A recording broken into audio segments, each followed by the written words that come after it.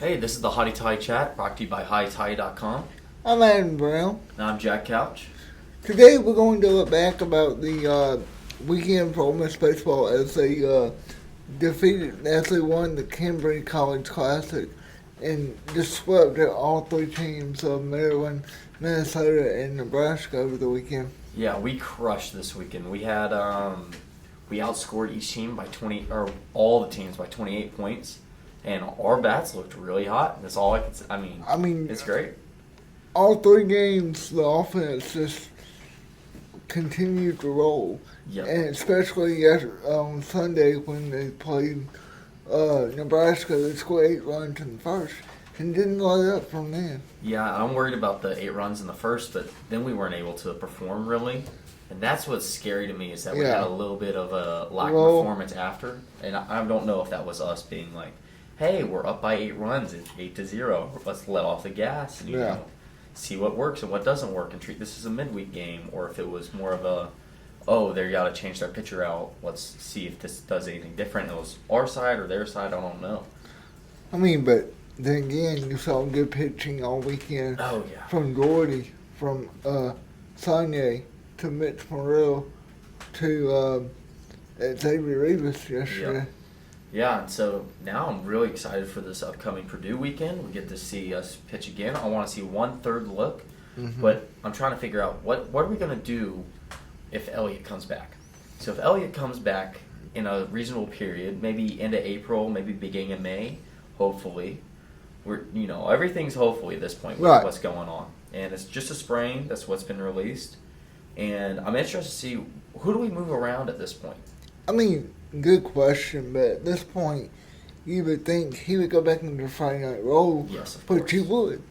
But, you let him rest and have the time he needs. And if it is the end of April, if it is the beginning of May, you have that area where he started last year coming in to make the run that we did.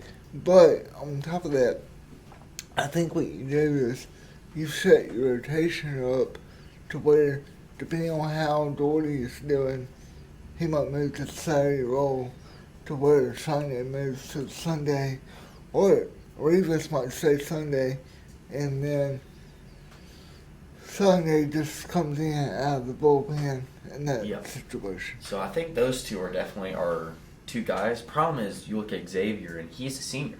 Right. And we have Sonye, who is a freshman, and if he can get his reps together and get it in early, he will be a stud throughout. And we looked at that at, Elliott last year, where he was able to come in and he was just a stud and he was that breakout player. So now what I was thinking is that you have him come back, you put him on Friday, and you put Sonye behind him. That way, if you have him on a pitch count the first couple weeks, you say, hey, you got 60 pitches. That is the most we'll let you do, period. And that's only 2 innings, that's 2 innings. And you have Sonye come in behind him.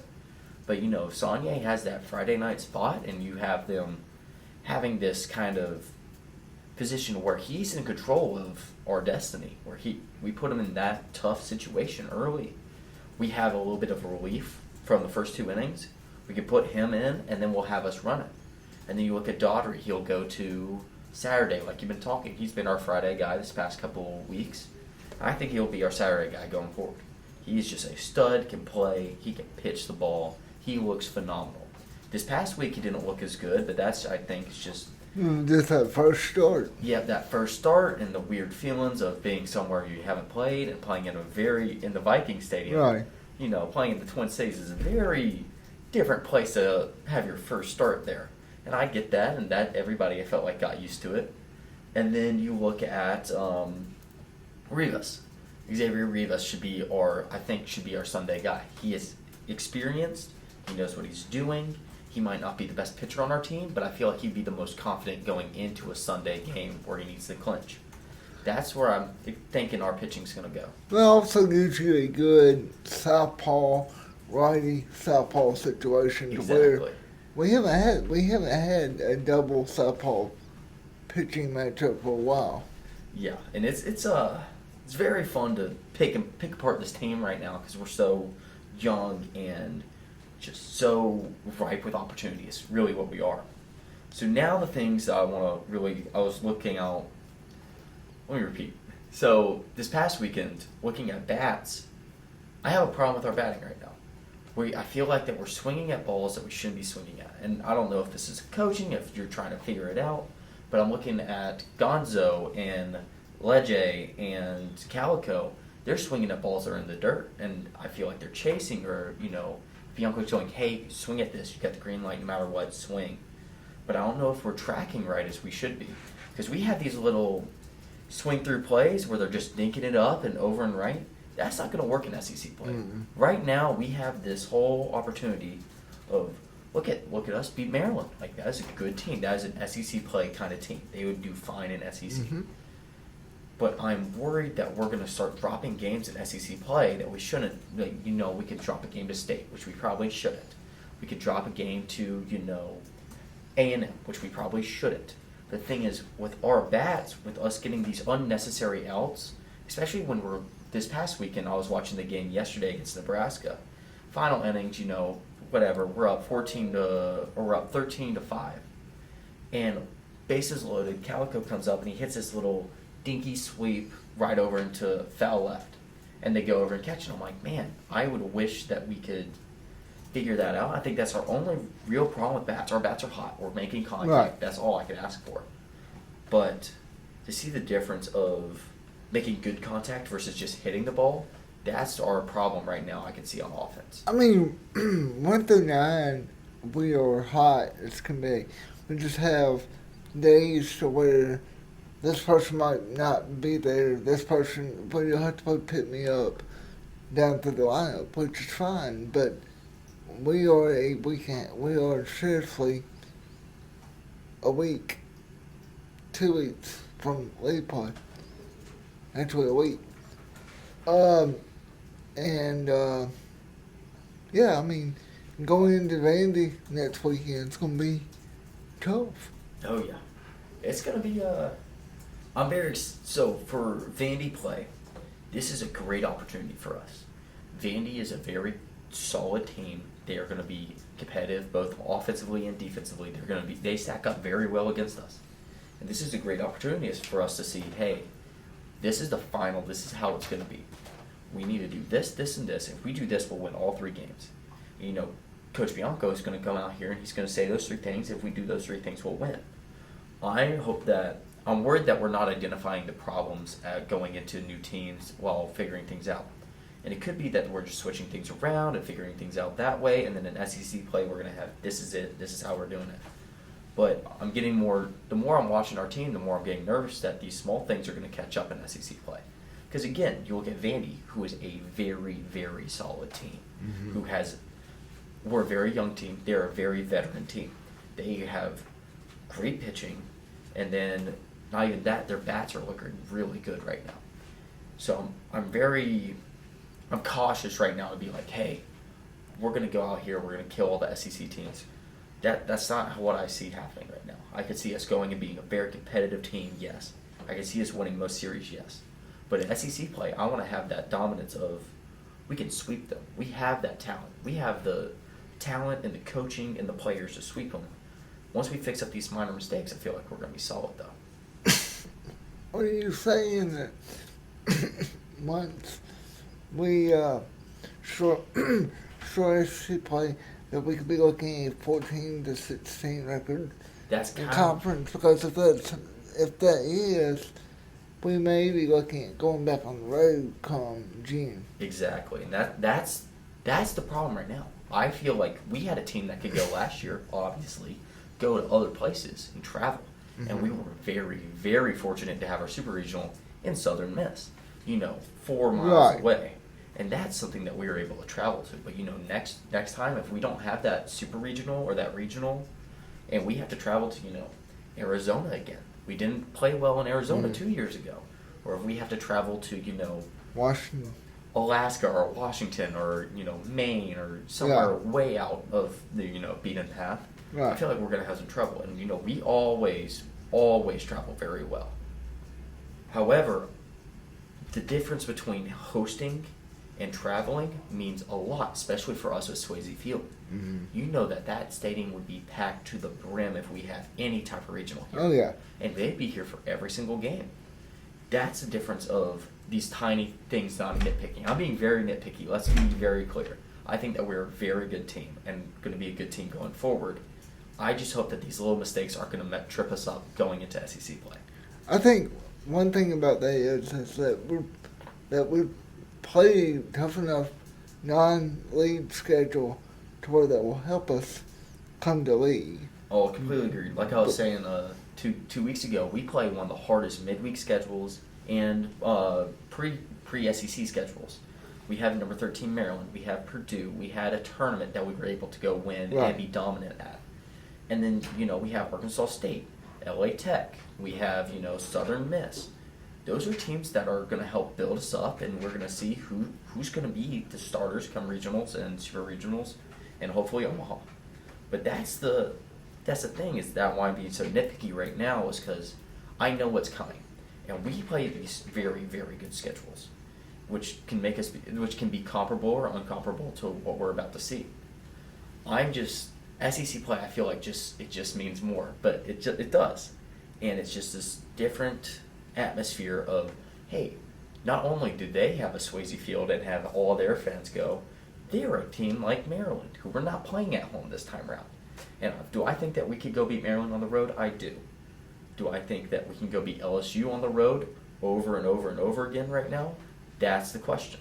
And that's why I'm worried about these nitpicky small things. Well, going off of that, going to Outlet Box last year and winning, that was the first time in a while that we've actually swept down there. So, I mean, thank goodness they come here this year.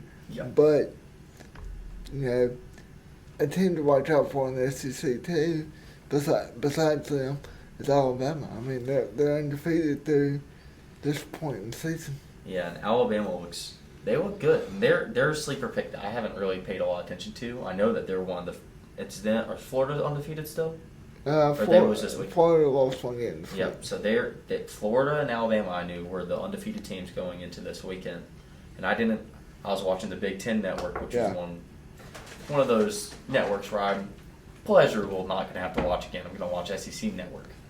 But going into this is that I was unable to watch the Alabama games, and I was unable to watch the Florida games. Sorry, I went on a little rant there, but it's they're definitely sleeper picks, and I'm gonna do my research, and I can go back next week and definitely we can see what's going on and how this is working out. But I'm worried about SEC play, of course, and it's just you have Alabama, we have Arkansas, we have LSU, we have A&M, we have Tennessee. Yep, Tennessee. I was trying to think of who are aways, and we have State and Duty Noble. Those are just a few of all of ours. Do we play Tennessee this year? I'm trying to. I gotta remember. Yeah, the schedule's close. I'm trying to figure it out. The schedule's close. But I'm slowly. I gotta get over football mindset and start going completely to baseball. That's my problem right now. Is that I have both of them in my head. Yeah, I'm the same way. It's one of those situations where you look at it and you're like, trying to remember the whole schedule. But yeah. And look, I'm just looking at, the top 10 right here. I know that we play Southern Miss, number 25. Yeah. We play Maryland, number 18. We play A&M, number 13. We play Alabama, number 20. Yeah. We play number 8, Vanderbilt. Mm-hmm. And we play number 1, LSU. Mm-hmm. And we may play number 3, Tennessee. I mean, that is crazy. Right. Like, there's nothing else to say. That's nuts. Yeah. That's why I'm so nitpicky this season. And I'm like, hey, this is where it is. This is how it's going to be. And do I have full faith in our team? I completely do. We just pulled up schedule here, so we're going to be able to. Oh, I do too. It's just one of those situations. Florida's one that are. I think we'd change out Florida for Tennessee to Florida. Yeah. This year. Yeah, that's what it is. So we'll have Florida, Arkansas, Mississippi State.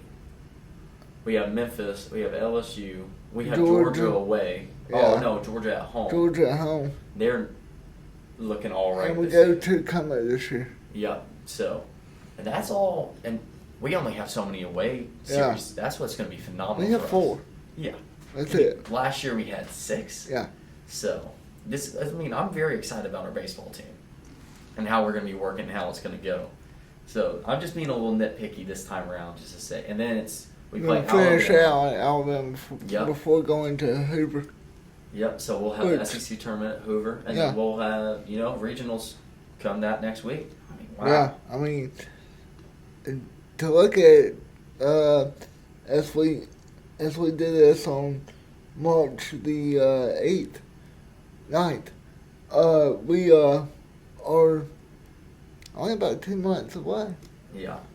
And I'm looking at Auburn right now. That's going to be a crazy weekend in Oxford. Isn't it, Mississippi. Graduation. Yeah. Everybody's going to be here. That's going to be a packed stadium. Feel bad for whoever's in right field. Well, yeah, for real. But I mean, LSU weekend, you have the Morgan Wallen concert. We have the Morgan Wallen concert. And is that also, or the week after, is Double Decker? Double I believe. Decker While George is in town. George is in town. So, yeah, LSU's going to have a rough one with the Morgan Wallen concert. Georgia's going to have a rough one with Double Decker. Missouri gets the off week of we're away, so they're getting a lucky bye, and then the next week's graduation. So I mean, we're going to have people packed out in this stadium. Oh yeah. And it's going to be very nice to have it packed out. And that again, that's one of those things where I'm talking about this regional where people come here. We need to win almost every series that we have. Right. And I understand if we drop one to LSU. LSU's number 1 team in the nation. They look phenomenal. Everybody else, we should beat. And that's why I'm being so nitpicky on this. Is us looking against Minnesota, how we looked. We would not be able to beat,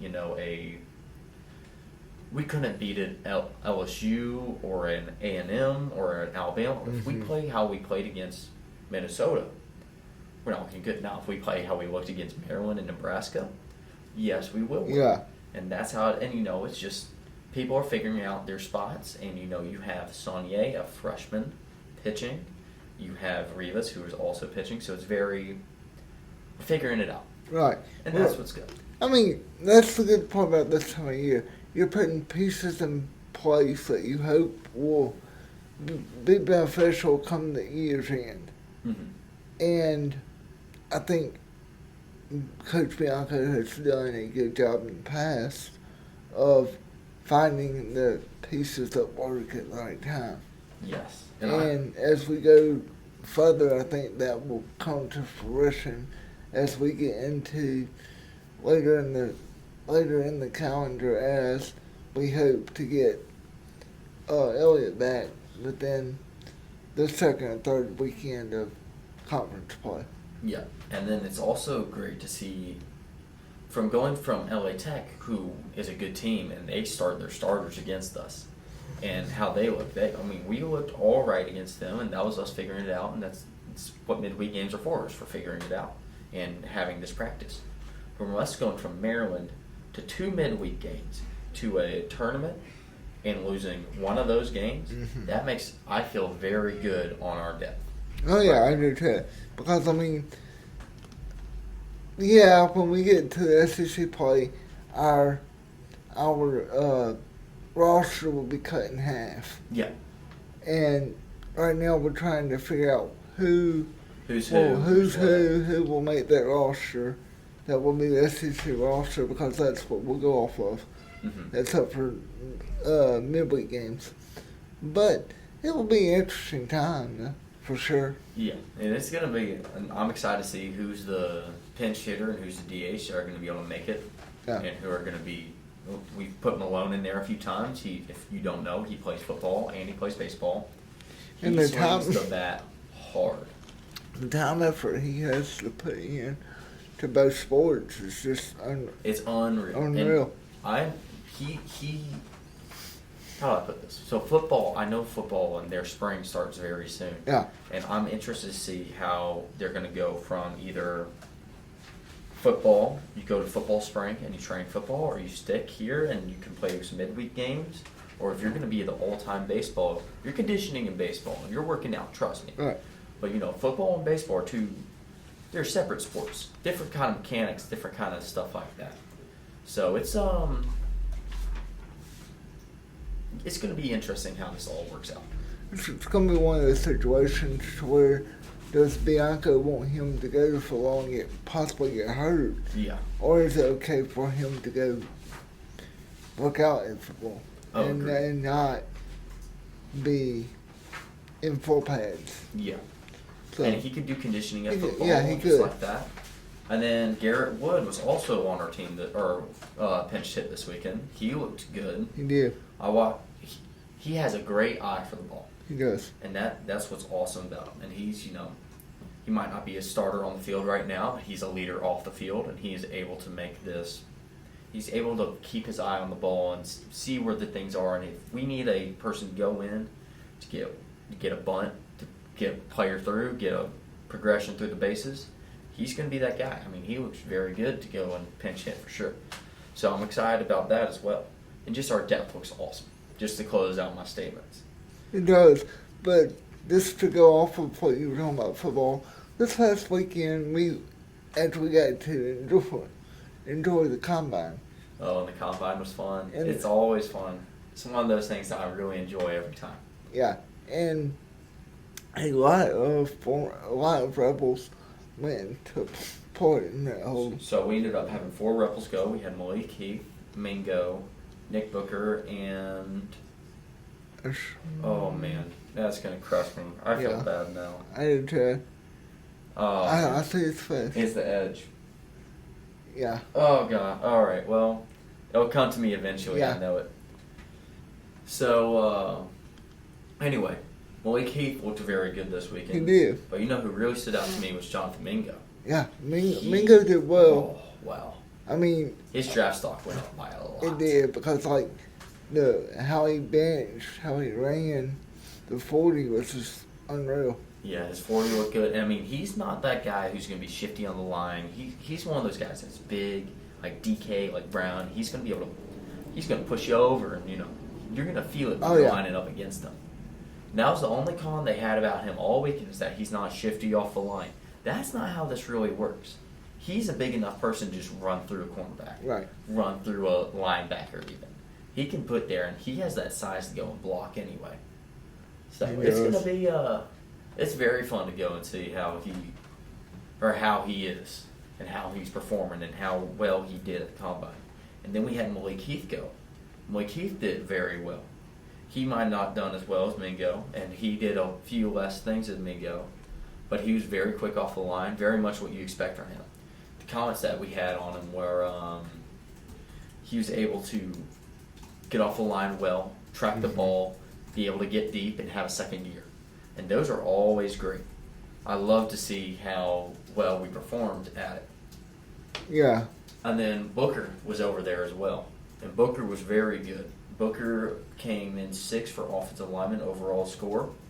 And we all know how he is. Run left. He's going to be able to line up against anybody. That's what he proved this weekend. He was quick off his feet and able to get around.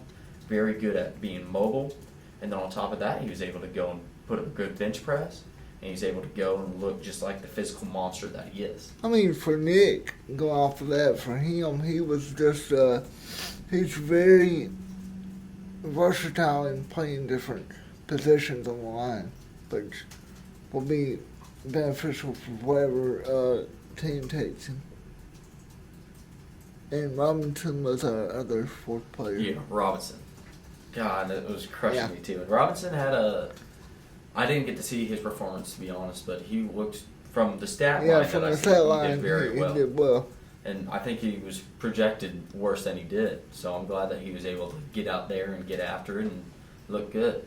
And of course, we know Zach Evans was invited. However, he's dealing with some injuries right now, and he wasn't able to make it to the combine this year. But his draft stock still looks very good. It does. He looks number 6 overall in running backs. We're going the 2nd round, number 15, I believe. I gotta remember. I think it's 15 through 20 is what they're expecting him to go. Some Falcons through the Raiders is what they're. That's not bad. No, and I'll take a 2nd round. That bonus is always huge. Yeah. And all these guys are very draftable. They're going to be drafted. I don't think any of them are going to be free agents at any point. No. I mean, you have looking down our list, these guys are studs. Almost all SEC across the board. It looks awesome. So I'm just excited about the combine and how it looked and how good we did. And it just shows out how well we're doing. The only 3 teams I really saw a lot of were Ole Miss, Georgia, and Alabama.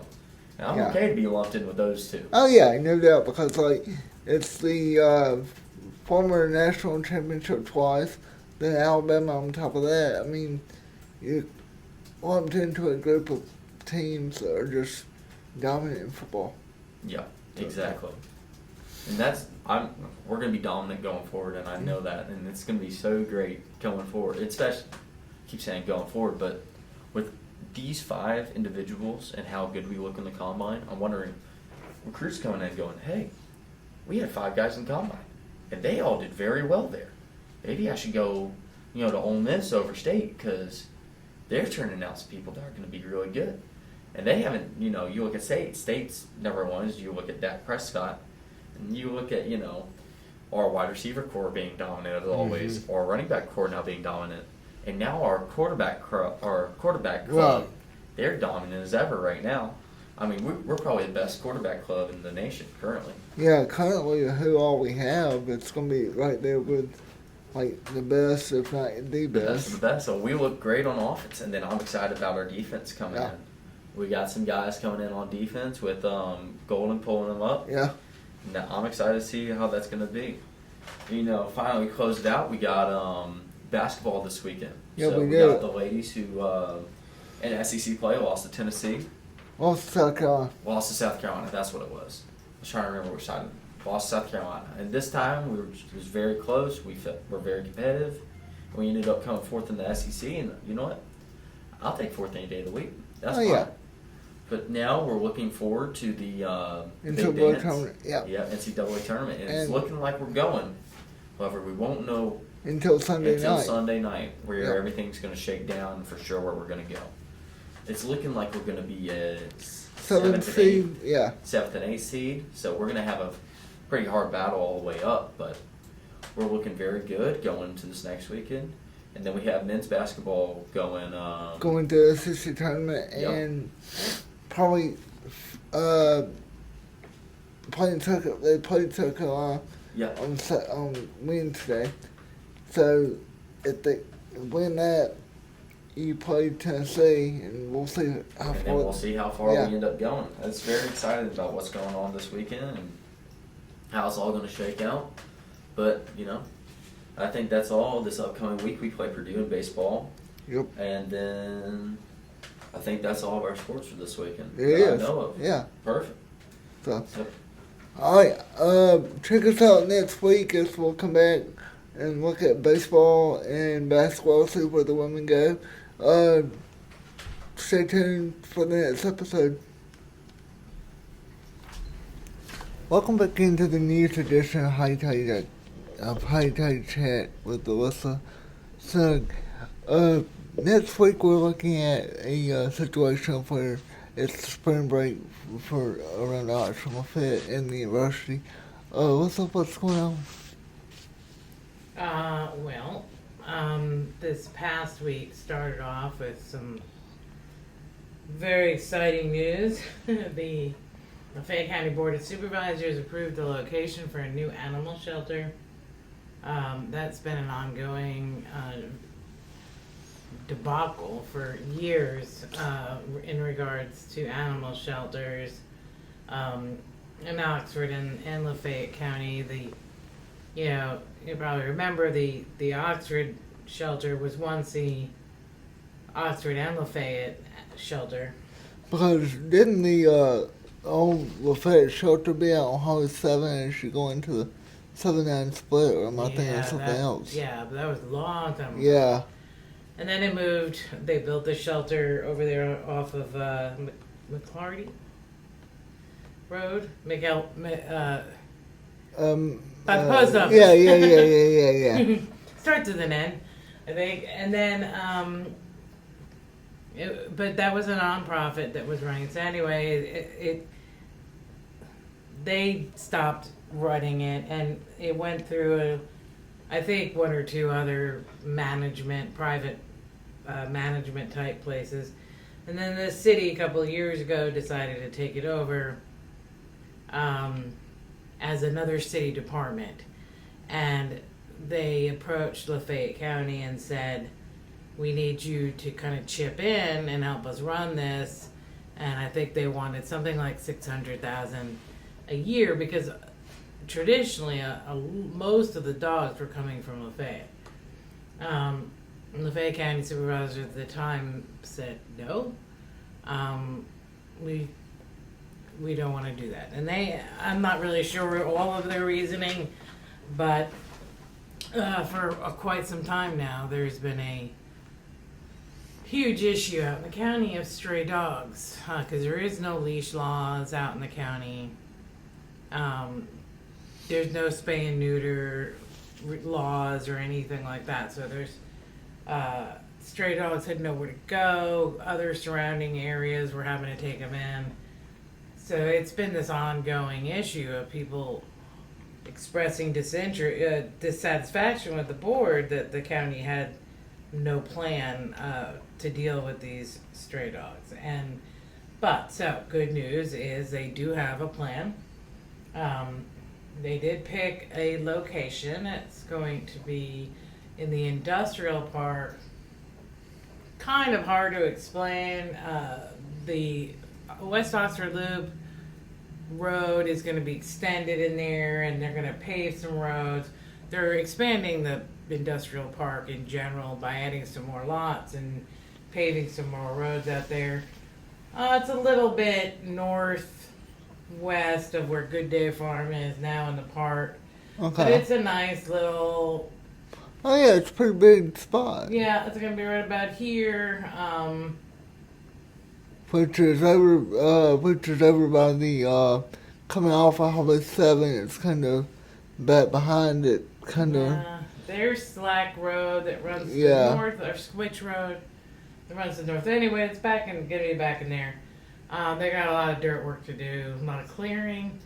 And then they didn't go into much detail, but they said they've been talking to a couple of different nonprofit groups about running the shelter.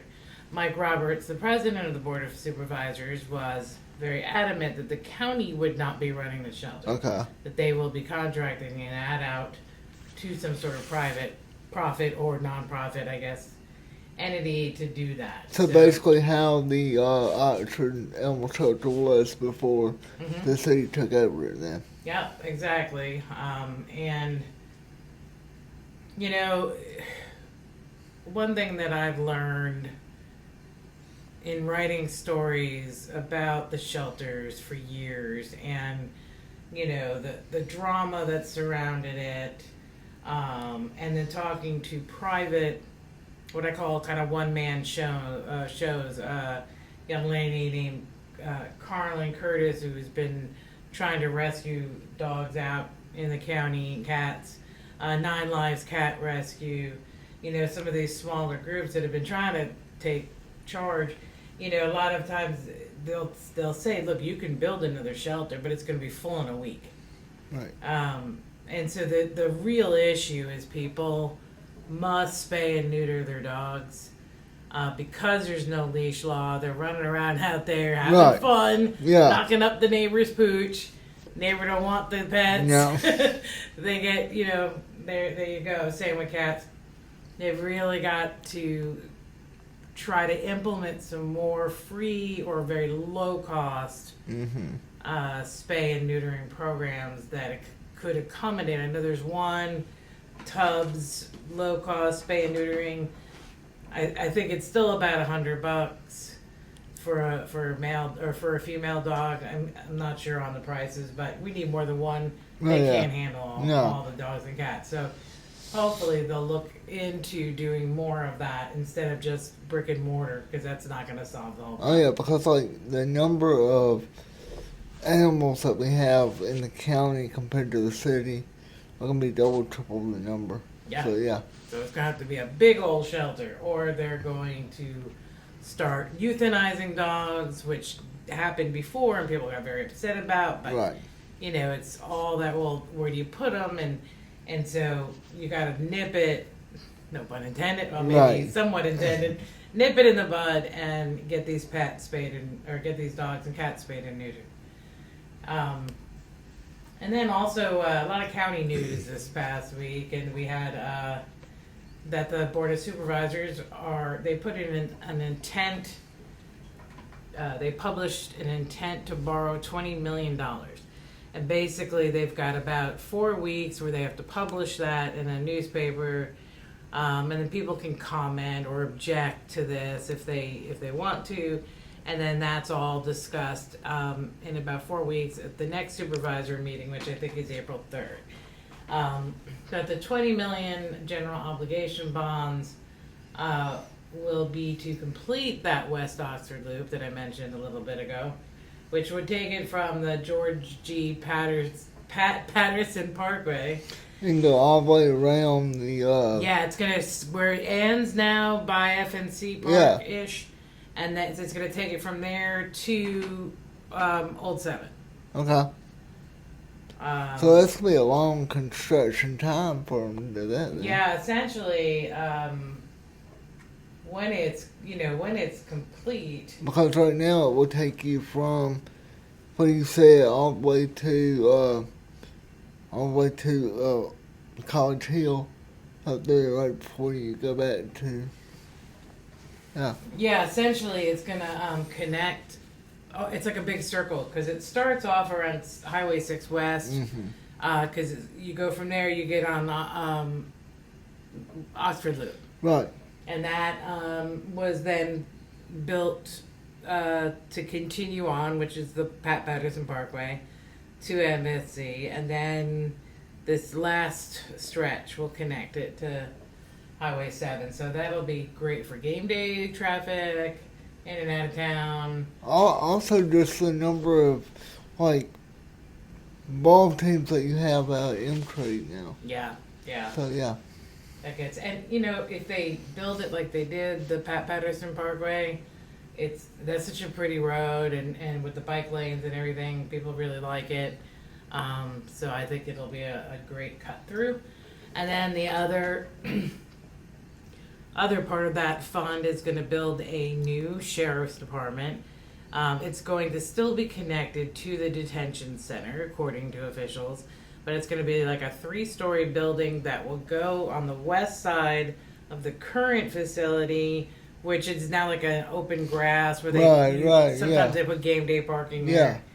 And they're going to build this building, and they're going to move the E911 people to the bottom floor, first floor, whatever, and then the sheriff's department and its offices and deputies and all that will be in the other 2 floors of the building. Which will give the detention center a little more room because right now the sheriff's department and E911 is inside that building. So that'll hopefully open up some space for the detention center as well. But it's been in that building for a long time because where the jail was beforehand. Yeah. I think that was before my time. That may be because that was right there where James Food Center used to be. Yes. Yeah, that's what I heard. That was back in the late 90s, early 2000s. I moved here in 2007, but the sheriff's department was already there. But it was kind of new, I think, at that time, newish. And looking ahead, it's like you said, it's going to be spring break. So students will be gone. People will be gone. People are on vacation. It'll be a nice, quiet week in Oxford. But it's going to be a cold week, it looks like. It's going to be a chilly week here, yeah. Tonight, as it's been for the last day or so, Thursday night, there is a very slight chance of maybe some severe thunderstorms. Right now, it's just going to be some more rain. And then it's going to start clearing up Friday. And then becoming sunny with a high of 62, so a little bit cooler. But the night times are going to drop down to 39 Friday night. Yeah, but it's going to be a cold night. It's lazy as we open up against Purdue. Yeah, it'll be chilly. Saturday's about the same. A little bit more rain on Saturday and Sunday. But looking ahead, extended, they're not calling for any rain Monday or Tuesday, but highs will be in the mid 50s with lows in the mid 30s. So the spring break will really, I think, be a little bit more actual early spring like because it got kind of warm there It did. for a while. It was It did. almost like late spring, early summer. I mean, it's one of those situations where you kind of always know in Mississippi it's gonna be warm, it's gonna be cold before it gets warm again, which people tends to kind of make people have like allergy problems and be kind of sick almost. I understand that one. I'm feeling it myself.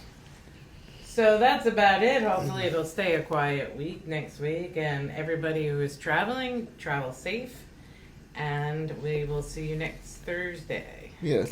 And if you're in town this weekend before you go out of town, swing by the OU Swayze Field to watch the Rebels take on Purdue as they finish out the non-conference weekend slate.